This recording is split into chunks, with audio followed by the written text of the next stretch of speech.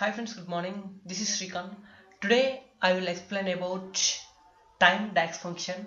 What is time DAX function? Time DAX function has three arguments like hour, minutes, seconds. If you mention integer like hour, 23 minutes 0 to 59 seconds 0 to 59 converts into a time into daytime format. Syntax: time, hour, second, minute. Sorry, time, hour, minute, second. Let's check this time function in Power BI desktop. Okay, I'm already prepared some data. Click on new column. Type here time. Okay, first hour.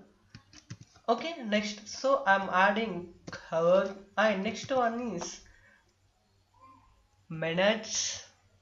Okay, next one I'm adding minutes. Next one is second. Okay, next one is add second.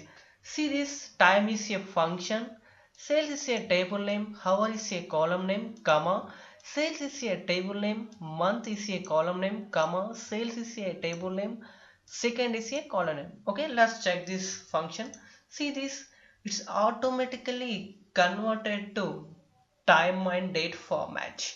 Okay, this is time DAX function. Please subscribe our channel Lakshmi Skills. Thank you friends. Bye.